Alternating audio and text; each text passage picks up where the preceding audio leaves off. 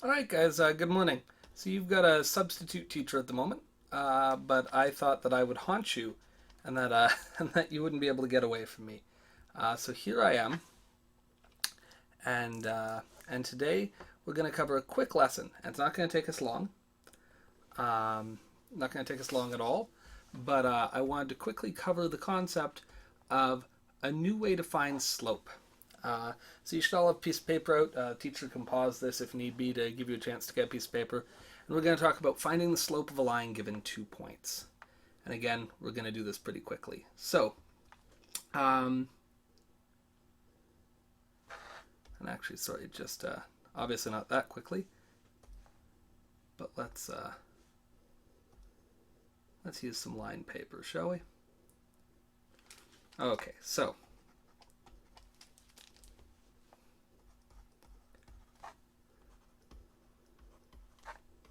you have found slope already 2 ways.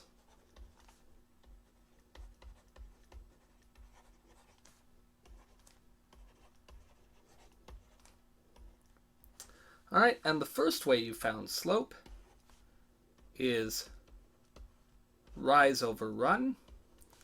And what do we need to have to find that? Well, we have always had a graph if you're going to do that. So if we have a graph, we can use rise over run, and we can use that to tell us the slope. Or secondly, we've used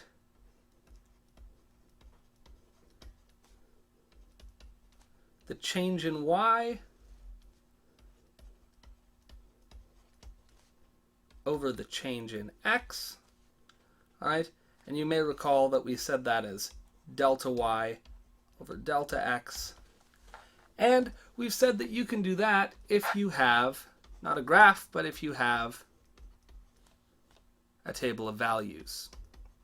And that's what we spent the last few days doing. And I don't want to spend any time reviewing that now, because I think we've done that to death. If you do need a bit of review back with that, I'll be back with you on Monday, and we can do that.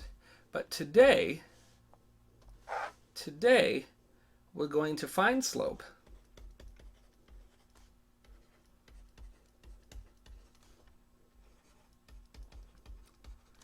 given any 2 points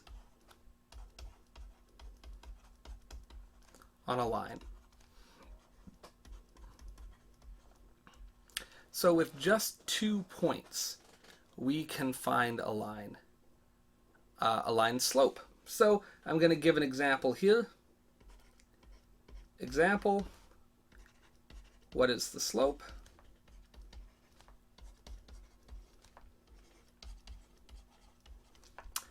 Of a line that passes through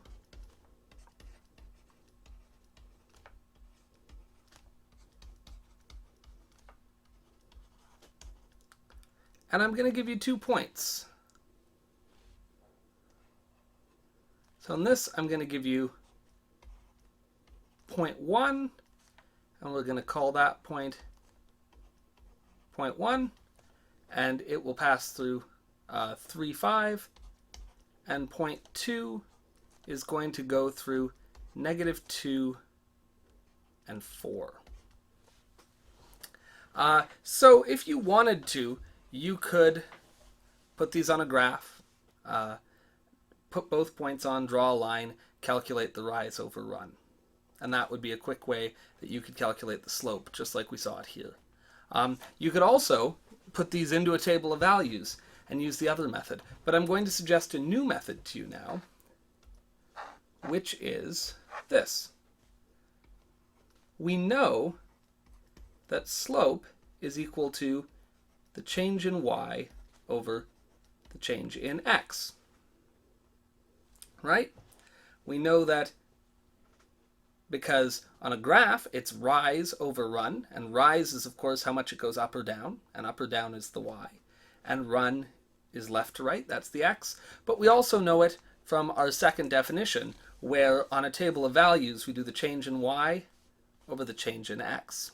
Well, if we have 2 points, we have 2 y values.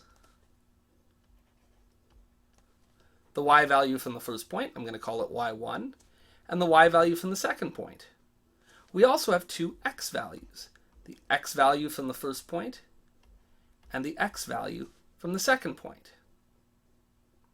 So we know 2 y values and 2 x values. If we know 2 y values, can we know how much y has changed? And the answer I hope you'll see is, yeah, we absolutely can. And so how do we know the difference between two numbers? Well, we subtract them. So really quickly, we can say that slope is delta y over delta x, and that's going to be the second y point minus the first y point over the second x point minus the first x point. Subtraction. So y2 minus y1 over x2 minus x1. So that's the formula. Let's look at this example. Excuse me. So in this case, we will say slope equals y2 minus y1 over x2 minus x1. I'd always like you to show that formula. And then let's just sub the value in from our points. Well, what's that equal? y2 is equal to 4 minus y1 is equal to 5. So 4 minus 5 on the top. And on the bottom, we would have what? Well, x2 is the x value from the second point, and that's -2.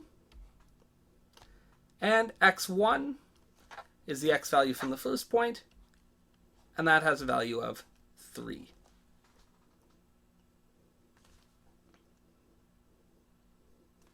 Okay, so now it's just a matter of actually doing that math.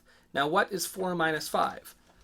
Probably you can do it in your head, but if you can't, you can do it in your calculator. I can say on my calculator here, 4 minus 5 equals -1. And so I get -1 on the top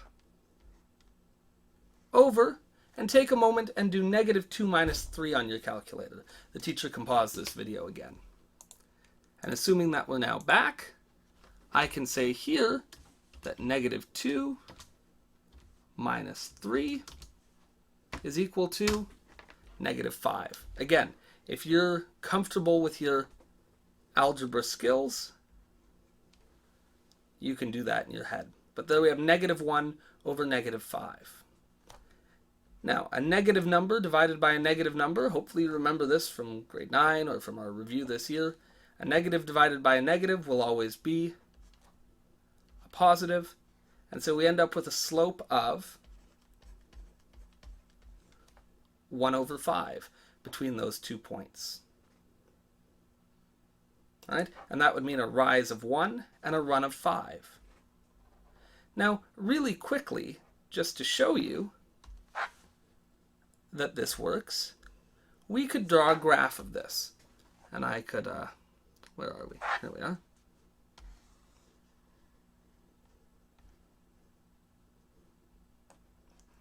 Whoa, okay. So there's my axis, and I have 2 points. My first point was at 3, 5. So quickly, if we went 1, 2, 3, 4, 5, 1, 2, 3, 4, 5, 1, 2, 3, 4, 5, and 1, 2, 3, 4. That's enough. Okay, so the first point was at 3, 5. So that would be 1, 2, 3, 1, 2, 3, 4, 5. So up here, that is P1. And P2 was located at -2, 4. So -2. Oh, I couldn't have picked a worse place for that, but that's okay. I'm just going to work in red. -2 up here at 4. And that's P2. It means that if we connect a line between these two, its slope would be 1 over 5, which means we would rise 1 and have a run of 5. I'm going to quickly just move this stuff because I can.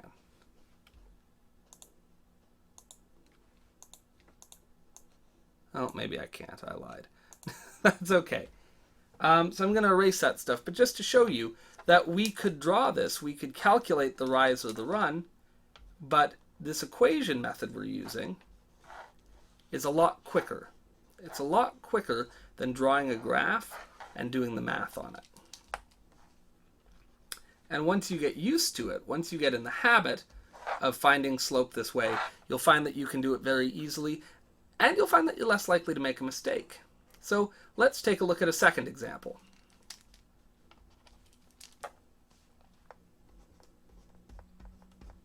Example 2. What is the slope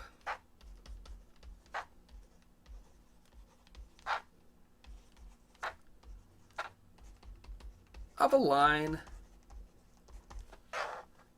that passes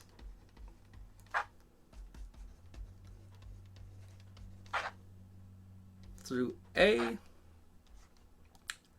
-4, 2, and B, excuse me, 3, -6. What is the slope of this line? Well, remember that slope is equal to delta y over delta x, and we've said that change in y can really be defined as y2 minus y1, and the change in x is x2 minus x1. So I want the teacher to pause this just for a moment while you try it on your own, and then when you come back, I'll go through and do it quickly, and then you'll be ready for your homework, which the teacher will give you. All right, so slope equals delta y over delta x, and we said that equals y2 minus y1 over x2 minus x1. And so then we just put the points in. Well, the y from our second point is -6. The y from our first point is 2. So y2 minus y1. The x from our second point is 3. And the x from our first point is -4. So we just plug those values in to the equation. The y from the second point, the y from the first point, the x from the second point, the x from the first point, and that's just a matter of doing the calculation. And so we can go here, and I can say -6 minus 2 equals -8. I can do 3 minus -4 equals, and the answer is 7. And so my answer will be -8 on the top and 7 on the bottom. And that's my slope. And it is as simple as that. So you take the y value from the second point, subtract the y value from the first point. You do that on the top. On the bottom, you take the x value from the second and subtract the x value from the first. Do the math right on your calculator, and it will give the answer. The only thing to watch out for is those negative signs. So there's that. I hope, guys, that that's enough of a head start that you guys can get started. Your teacher will give you your homework. It's from the tips book. I don't have it with me right now to give you. But do your best on these questions. Work together. All right. If you don't know the answer, find someone in the room who does. And don't just take the answer, but have them show you and work through it. And when I get back on Monday, we'll go through those examples and make sure everyone's on the same page. Hope you have a great day, and I'll see you Monday. Bye, guys.